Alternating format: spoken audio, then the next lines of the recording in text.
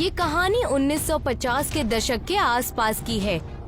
रात के सन्नाटे में साए साए आवाज करती ठंडी हवा के बीच एक घोड़ा गाड़ी जंगल के बीचों बीच से बड़ी तेजी से चली जा रही थी।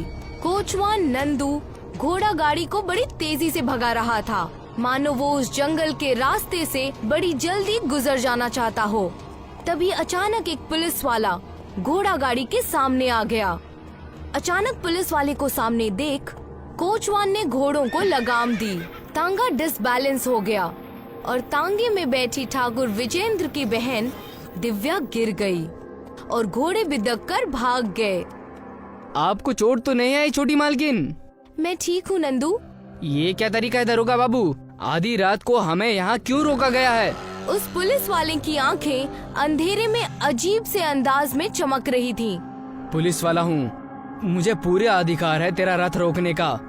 तुम नहीं जानते दरोगा, मैं ठाकुर विजेंद्र का कोचवान हूँ और ये उनकी बहन दिव्या। अगर ठाकुर को मालूम हो गया ना तो तुम्हारी दरोगाई निकाल देंगे। विजेंद्र का नाम सुनकर पुलिस वाला हंसने लगा। अंधेरी रात में उस पुलिस वाले के चमकते हुए दांत बड़े खौफनाक लग रहे थे। ठाकुर की बहन का हिफाजत करना हमारा फर्ज है। तुम्हारे घोड़े तो वैसे भी भाग गए। चलो यहाँ से, मेरा थाना नजदीक ही है। तुम दोनों को सुबह हमारे पुलिस वालों के साथ घर भेज दूंगा। आधी रात में यहाँ खूंखार आदमखोर भेड़िए घूमते हैं। कोचवान के पास उस पुलिस वाले की बात मानने के अलावा कोई चारा नहीं बचा था। नंदू और दिव्या उस पुलिस वाले के पीछे चल दिए। कुछ वक्त बाद वो दोनों एक टूटे फूटे वीरान उजाड़ खंडर में खड़े हुए थे। दिव्या बेहद डरी हुई थी।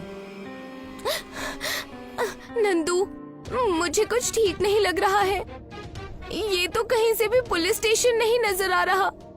यहाँ पर सन्नाटे के अलावा और कुछ भी नहीं है।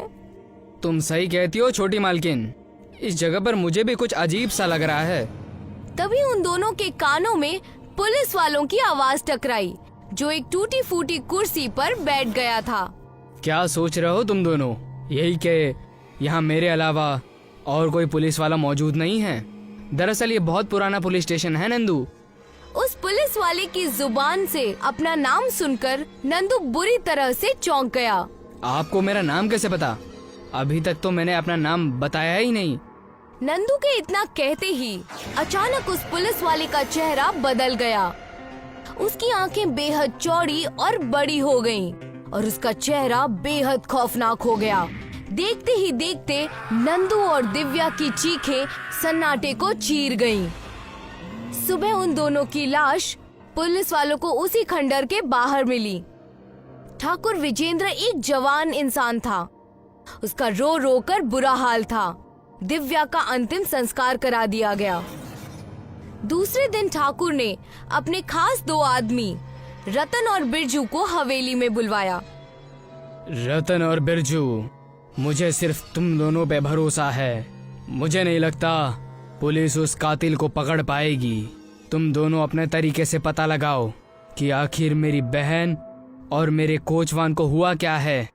सच में ठाकुर साहब, दिव्या बहन को बहुत बुरी तरीके से मारा गया है, लेकिन आपके कुल के साधु महाराज बोल रहे थे कि मुझे साधु वादों पे भरोसा नहीं है। उस जालिम कातिल ने मेरी बहन को मारकर उस शरीर के मांस तक को नोच लिया है। तुम दोनों उसी जगह पर जाकर नजर रखो जहां मेरी बहन की लाश मिली है।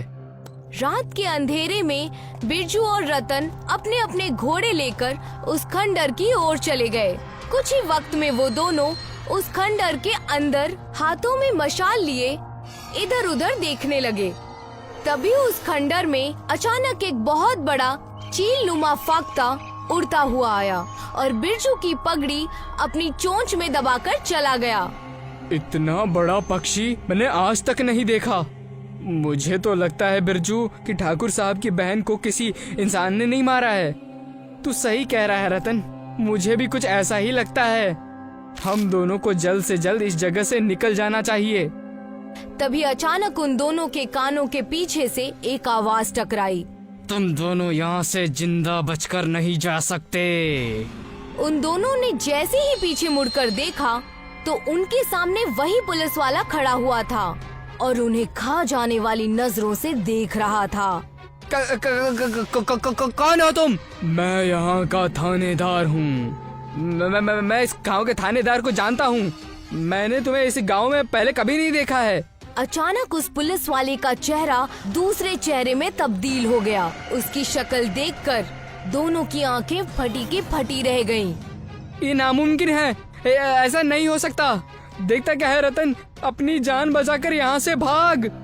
रतन को उस भयानक शक्ल को देखकर चक्कर आ गया और वो बेहोश होकर वहीं जमीन पर गिर गया।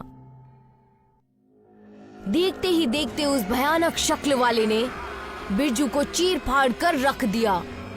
कुछ ही वक्त बाद रतन की आंख अचानक खुली और वो सम्मोहित सी हालत में अपने घोड़े पर बैठकर ठाकुर विजेंद्र की हवेली में पहुंच गया।